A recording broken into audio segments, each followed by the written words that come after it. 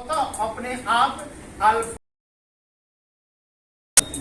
ये alpha beta और gamma जो तीन किरणें हैं इसको रेडियो एक्टिव विकिरण कहा जाता है। तीनों इसको चूंकि संख्या बहुत अधिक होती है, तत्वों की परमाणु संख्या सबसे अधिक होती है, ज्यादा अस्थायी होते हैं, वो स्वतः विघटित होकर अलग अलग तत्वों में क्या होते हैं, टूटते जाते हैं और उनके जैसे तत्वों में विखंडित होगा और परमाणु संख्या उसका बदलेगा तो उस तत्व का, जैसे यूरेनियम, यूरेनियम से अल्फा कण निकलता है तो थोरियम में कन्वर्ट हो जाता है, नहीं तो इस प्रकार से वो थोरियम भी फिर आगे चल के दूसरे में कन्वर्ट हो जाएगा। संख्या सबसे अधिक होती है वो अस्थायी तत्व होते हैं, उनसे स्वतः स्फुर्द अपने आप अल्फा बीटा और गामा किरणें निकलती हैं, ये रेडियो एक्टिव विकिरण है, इनसे उत्पन्न होती है। इन पदार्थों को रेडियो एक्टिव पदार्थ कहा जाता है और जितना बार अल्फा कण निकलेगा उतना बार ये विघटित होते जाएगा। वही कह रहे हैं कि पोलोनियम एक रेडियो पदार्थ है, इसको इस शीशे के हम लोग क्या करते हैं, रख देते हैं, जो अल्फा किरण को क्या करता है, उत्पन्न करता है।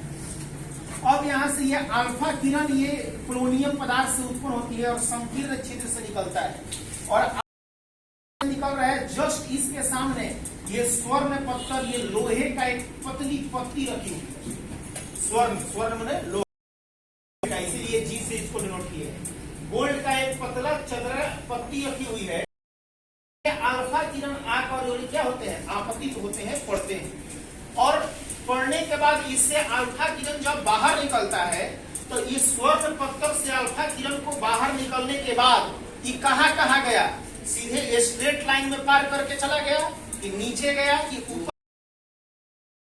प्राप्त करने के लिए एक संसूचक सूक्ष्मदर्शी माइक्रोस्कोप लगाया जाता है, जो माइक्रो से हम लोग इसकी सूचना प्राप्त करते हैं कि जो अल्फा किरण ये स्वर्ण पत्थर से पार किया वो ये नीचे आया कि ऊपर गया कि सीधे गया, और ये सूक्ष्मदर्शी के जस्ट आगे सल्फाइड का एक पर्दा लगा हुआ है, क्योंकि जब इस पर अल्फा किरण पड़ता है तो यहाँ स्वस्फुरन की प्रक्रिया होती है। स्वस्फुरन मतलब होता है प्रकाश उत्पन्न होता है, उसको सूक्ष्मदर्शी से देखने पर हमको पता चलता है ये अल्फा किरण यहाँ पड़ेगा तो यहाँ प्रकाश उत्पन्न होगा, चलेगा, यहाँ पड़ेगा तो यहाँ उत्पन्न होगा, यहाँ पड़ेगा पर्दा पर तो यहाँ उत्पन्न होगा। तो जहाँ जहाँ प्रकाश स्फुरन की प्रक्रिया घटना होगी तो हमको पता चलेगा कि अल्फा किरण यहाँ से निकला तो, ठीक ना। तो ये आपका प्रायोगिक इसकी यही आपका ये कॉन्सेप्ट है। अब इसमें रदरफोर्ड ने क्या पाया कि जो अल्फा किरण ये होकर स्वर्ण पत्थर पर आपतित हुई तो उसने देखा कि कुछ अल्फा कण ये स्वर्ण पत्थर को पार करके और सीधे क्या हो गए, ये सब देखिए सीधी रेखा में एकदम निकल गए हैं, कहीं इधर उधर बैंड नहीं किए। तो कुछ अल्फा कण जो है वो सीधे निकल जाते हैं, कुछ अल्फा कण जो है ये सीधा नहीं गया, कुछ हो गया ये नीचे आ गया, कुछ हो सकता है तो ऊपर भी चला जाए इस प्रकार से।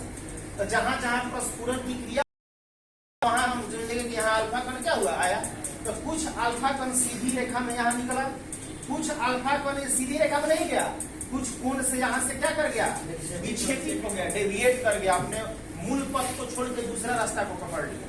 तो कुछ अल्फा कण छोटे कोणों से विक्षेपित हो गए 90 डिग्री या 90 डिग्री से कम, और कुछ अल्फा कण जो है गए उसी दिशा में वापस फिर क्या हो गए। ये तीन प्रकार की घटना में आया। पुनः ये जो पोलोनियम जो अल्फा किरण इससे अल्फा तीव्र क्या होता है, निकलता है, ये स्वर्ण तो निकलता है तो कितनी घटना यहाँ पे प्राप्त हुई, तीन। कुछ अल्फा कण सीधे निकल गई इसको पार करके, कुछ अल्फा कण छोटे कोण से कम 90 डिग्री या अधिक से अधिक 90 डिग्री या 90 डिग्री से कोणों से, यहाँ है तो 90 से कम है, यहाँ आ जाएगा तो कितना डिग्री बना देगा, 90 डिग्री, कि कोण से सीधी रेखा में न जाकर कुछ कोणों से विक्षेपित हो गए, दूसरा घटना। और तीसरा जिस दिशा से गई थी उसी दिशा में वापस, ये तीन घटनाएं होती है और इन्हीं तीनों घटनाओं को देखकर रदरफोर्ड ने ये निष्कर्ष निकाला कि चूंकि अल्फा कण कैसे है, धनावेशित, इस पर पॉजिटिव चार्ज होता है, इसलिए उसने कहा कि कोई भी परमाणु जो है, मान लीजिए सपोज दैट हमारे पास एक चुंबक है, तो चुंबक बताया जो है आपको कि एक मैग्नेटिक फील्ड बनाएगा। तो ये मैग्नेटिक फील्ड का मान लीजिए इसका दायरा यहाँ तक है, ये चुंबकीय क्षेत्र है। तो हम चुंबकीय क्षेत्र के बाहर जाएंगे तो मैग्नेट किसी प्रकार का बल लगा पाएगा? न आकर्षण का लगाएगा, न प्रतिकर्षण का लगाएगा। ये बल आकर्षण या प्रतिकर्षण का तभी लगा पाएगा जब हम चुंबकीय क्षेत्र के कहाँ रहेंगे। अगर इससे ज्यादा दूरी पर रहेंगे तो कम प्रभाव पड़ेगा बल का, और निकट रहेंगे तो प्रभाव क्या पड़ेगा? ज्यादा प्रभाव पड़ेगा। तो वही चीज यहाँ है। अल्फा कण जब इससे गुजरी तो कहा कि 3 प्रकार की घटना आखिर एक ही कण के साथ क्यों गुजर रहा है, क्यों घट रही है। तब उसने कहा कि जो अल्फा कण सीधे सीधे निकल जाते हैं, इस पर कोई प्रभाव प्रतिकर्षण या आकर्षण किसी प्रकार का कोई बल का ये अनुभव नहीं करता है। ऐसी घटना इसलिए होती है क्योंकि इससे क्लियर होता है कि परमाणु के अंदर अधिकांश भाग जो होते हैं क्या होते हैं? खाली होते हैं। ये आपका खाली भाग है, स्पेस है। तो खाली भाग से जब ये निकलता है तो इस पर कोई प्रभाव नहीं पड़ता है। अब कहते हैं कि जो अल्फा कण है उसके केंद्र से, परमाणु के अंदर खाली, उसके केंद्र के निकट से होकर गुजरता है, उस पर एक प्रकार का प्रतिकर्षण का बल लगता है उस अल्फा कण पर। और उसी प्रतिकर्षण बल क्यों लगा? क्योंकि आपको पढ़ाए हैं इलेक्ट्रोस्टैटिक्स में कि समान आवेशों के बीच प्रतिकर्षण होता है और विपरीत आवेशों के बीच आकर्षण होता है। तो अल्फा कण पर कैसा चार्ज है? प्लस। ये कहता है कि जो अल्फा कण केंद्र, इसके केंद्र के निकट से होकर गुजरता है, उस पर प्रतिकर्षण का बल लगता है। तो अल्फा कण पर प्लस चार्ज है। ये प्रतिकर्षित किस आवेश से होगा? प्लस से। प्लस से ना होगा, माइनस को आकर्षित कर लेगा। माइनस रहता तो और केंद्र की ओर जाता, लेकिन ये केंद्र से कहाँ जा रहा है? देख रहे हैं ना कि इससे कहाँ सीधी रेखा पर तो नहीं गया, कहाँ चला गया? दूर चला गया। तो इससे दूर गया। तब उसने कहा कि इसका मतलब है कि ये केंद्र से दूर क्यों जा रहा है? क्योंकि जरूर कोई कण है जो कण इसको क्या कर रहा है अपने से, इसलिए इसके केंद्र में कहा कि परमाणु के केंद्र में समस्त धनात्मक आवेशित कण क्या होते हैं? उपस्थित रहते हैं। बाद में अपने परमाणु मॉडल में इसी का नाम इसने क्या दिया? नाभिक। कि परमाणु के अंदर उसके केंद्र में समस्त धनात्मक आवेश उपस्थित रहता है कण, उसी को हम लोग नाभिक बोलते हैं। और इस कण का नाम कौन सा कण है? प्रोटॉन। नहीं है? तो कहा कि आखिर अल्फा कण जो के निकट से गुजरते हैं उन पर प्रतिकर्षण का बल लगता है। इसका मतलब उसके केंद्र में कैसा आवेशित कण उपस्थित है? धनात्मक। तभी प्लस प्लस के बीच क्या लग रहा है? और तीसरा, जो अल्फा कण इस केंद्र के अत्यंत निकट से होकर गुजरता है, सबसे अधिक निकट से, तो जिस दिशा से जा ना उसी दिशा में प्रतिकर्षण का तीव्र बल लगता है और उसी दिशा में वापस फिर ये क्या हो जाता है? लौट आता है। यही निष्कर्ष है रदरफोर्ड के तीनों प्रयोग का। समझ में आया? 3 घटनाएं घटी प्रयोग में, कुछ निकल गया, कुछ 90 डिग्री या इससे कम कोण से विक्षेपित हुआ, और कुछ सीधे 180 उसी दिशा में वापस क्या हो गया? लौट गया। तो तीनों का निष्कर्ष क्या है?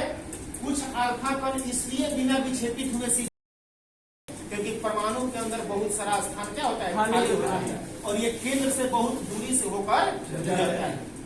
जो अल्फा कण केंद्र के निकट से होकर गुजरते हैं उन पर प्रतिकर्षण बल लगता है।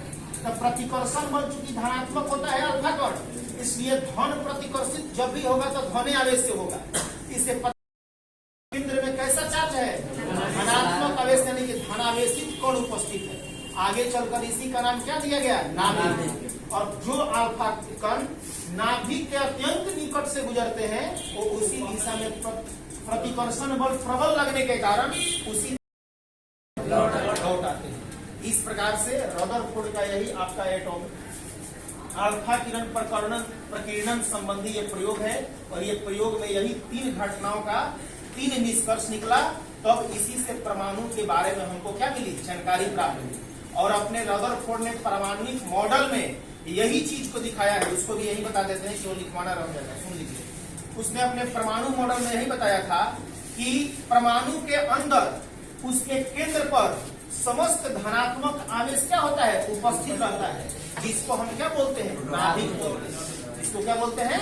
नाभिक बोलते हैं। और जिसके होता है उसमें इलेक्ट्रॉन इसके चारों तरफ क्या करते हैं, चक्कर लगाते हैं। इसलिए किसी भी परमाणु के निर्माण में 3 कणों की भूमिका होती है, जिसका नाम है इलेक्ट्रॉन, प्रोटॉन और न्यूट्रॉन। इलेक्ट्रॉन ऋणावेशी, प्रोटॉन धनावेशी होता है क्योंकि केंद्र में ये उपस्थित है, केंद्र में धनात्मक कण है क्योंकि धन को अपने से क्या करता है, दूर करता है। तो प्रोटॉन और न्यूट्रॉन दो रहता है इसका केंद्र में, नाभिक में, और इलेक्ट्रॉन इसके चारों तरफ क्या करता है, चक्कर लगाता है। इसीलिए न्यूट्रॉन आवेशहीन होता है, इलेक्ट्रॉन ऋणावेशी, प्रोटॉन धनावेशी। प्रोटॉन और न्यूट्रॉन का कुल योगफल जो है वो भार कहा जाता है। इसलिए कहते हैं कि भार नाभिक के कहाँ रहता है, केंद्र में रहता है, ठीक ना।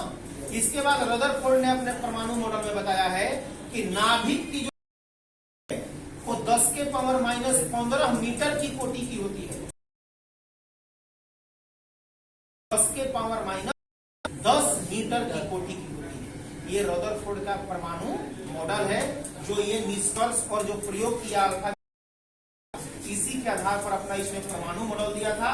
और अपने परमाणु मॉडल में इतनी सारी बातें इसने बताई थी कि केंद्र में जो धनात्मक कण उपस्थित रहता है, इस स्थान का नाम क्या दिया, नाभिक दिया।